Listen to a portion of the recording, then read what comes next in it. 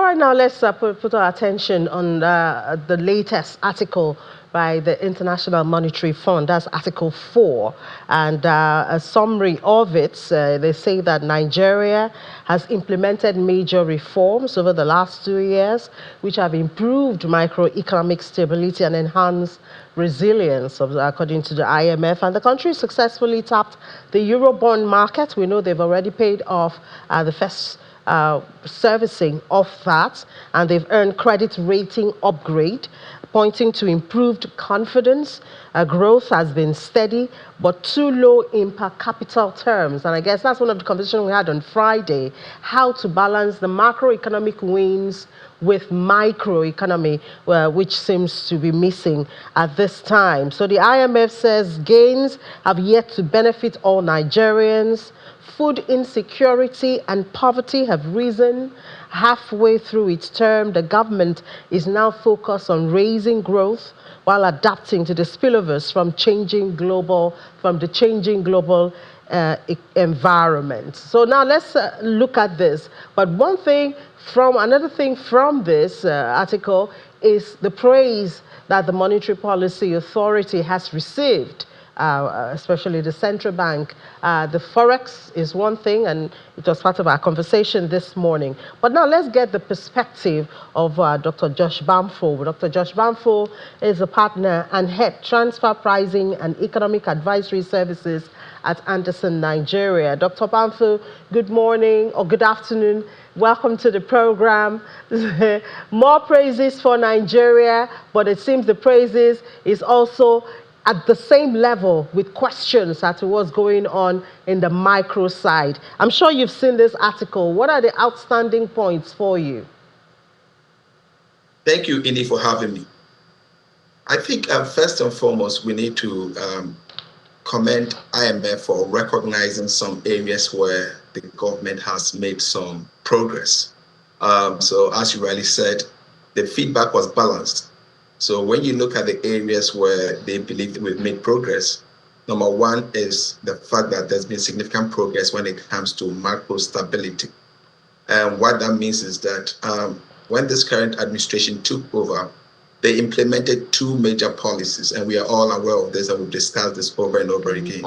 The first having to do with removal of fuel subsidy to ensure that there isn't too much fiscal squeeze, that can then free up funds for them to then invest in capital projects.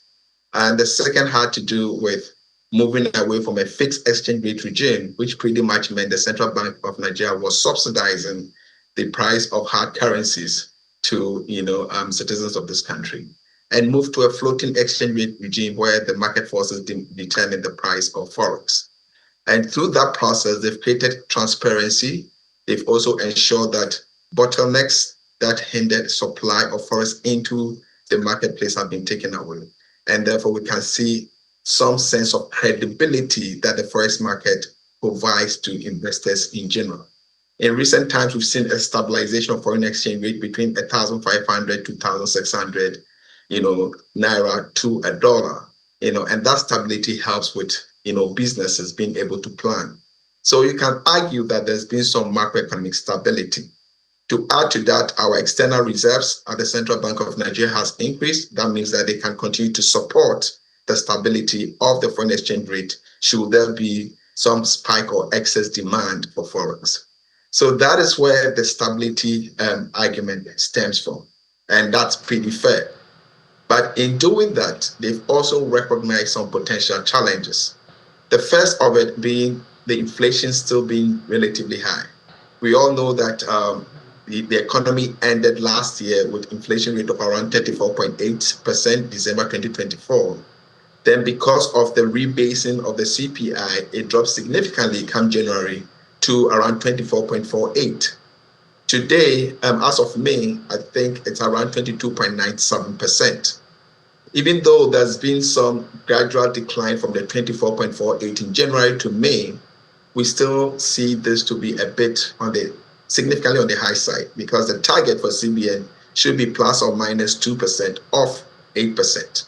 So that is basically where we are now in terms of inflation still being a problem. But another thing that they cautioned the government about has to do with the budget itself. There have been some assumptions that were made in coming up with the budget that relates to the price of crude oil internationally, which was around, and they assumed it to be $75 per barrel. Today, we've seen it hovering around $68 per barrel. In terms of oil production, they had assumed 2 million barrels per day, but we are hovering around 1.75 million barrels per day. Those optimistic assumptions could lead to some significant spillovers in terms of not meeting their targets. And so they've warned that there's a potential of our budget deficit to GDP ratio rising from the projected 3.8 to as high as 4.7%. And that could trigger some debt sustainability concerns going forward. So this is another area that they caution the government about, and it's important that the government is willing to relook those assumptions and make the necessary changes. The other part has to do with the social net, poverty being high and how they can intervene and support those who've been impoverished due to the adverse consequences of some of the policies that were implemented 2 years ago. So those were some of the highlights of the recommendations or the issues identified by the IMF. Yeah, so, and they advise the Nigerian government to review the 2025 budget. Now, we've been talking about this for a bit. You've talked about, of course, the oil prices, which is a major threat. The budget has a target of $75, but now we see oil prices about 66, 65 at its best. And now we have OPEC increasing outputs at even more than expected for the month of August. That means the price is likely to drop even further. So when they give the advice of reviewing the budget, does that mean there'll be another round of budget presentation and adjustments and all of that? Or how can this be approached? So I think based on the response from the Minister of Finance, I think there was a clear recognition that, the assumptions were, a bit optimistic, especially the one that we don't have control over, which is the crude oil price. So clearly, I think there was some admission by the Minister of Finance that they will relook into that. The other aspect, which has to do with the crude oil production, the response I got was that we're going to work hard to increase production to the target that we set.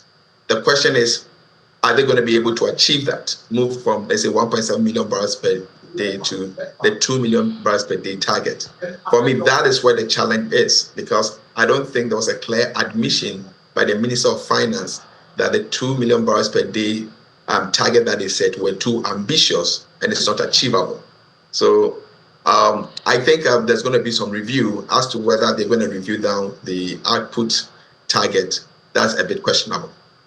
Yeah, well, I guess if it's not reviewed, we're going to leave the budget. We're going to leave the budget maybe not so impactful.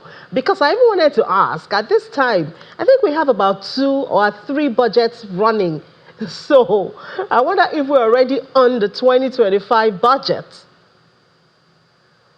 Yeah, so I think right now we are on the 2025 budget, and there's still room for further review. I mean, a budget is a projection, right? So now that some assumptions were made earlier on, and we believe those assumptions are not realistic, I think it's fair enough for them to do a proper review and make some adjustments. Apart from the oil price and production projections, there were other concerns. So clearly it's important that they relook this.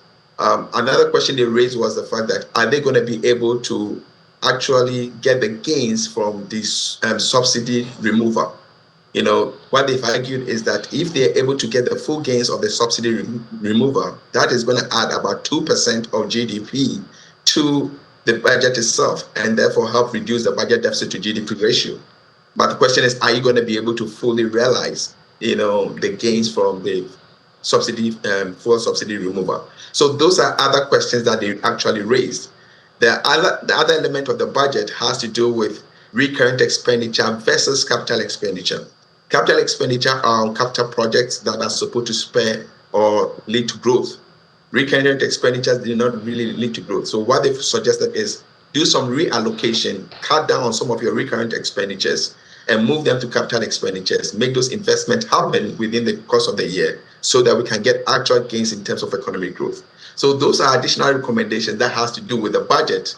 And I mean, they were receptive in terms of the recommendations. Let's see what the Minister of Finance and his team are going to do about the recommendations. Yeah, there's also the one about the social net, programs.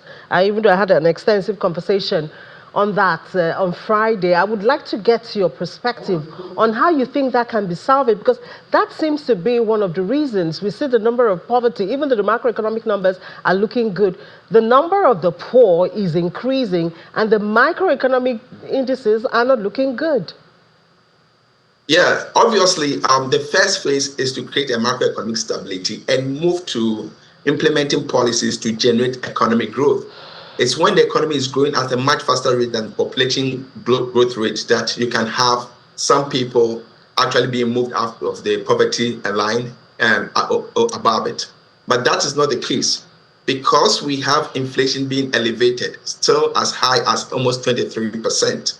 Monetary policy is still tight. It's not expansionary in nature.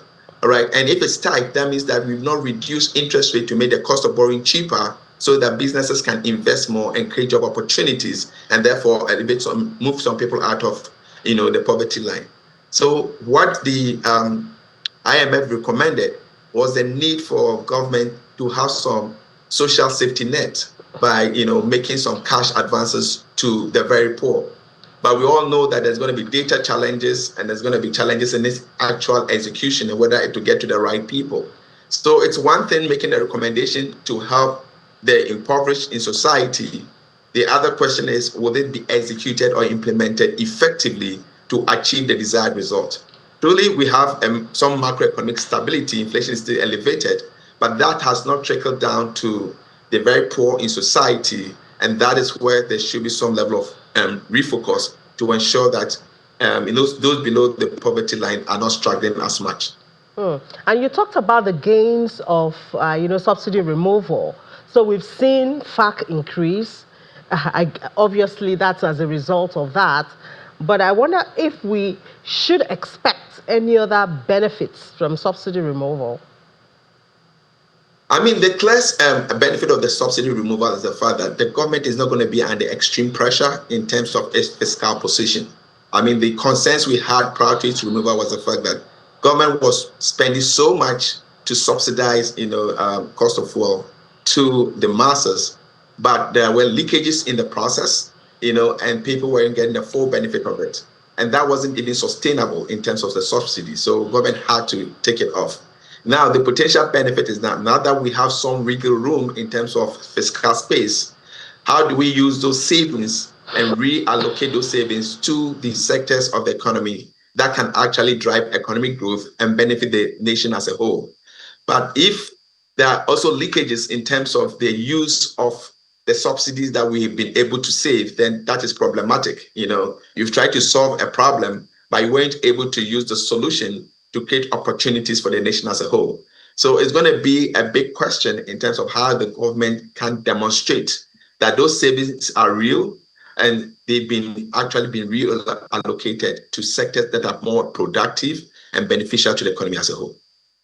All right, but what if, because we're in July now, we're talking to August, then the second half, I don't know how it's supposed to be for the government to change those parameters in the budget.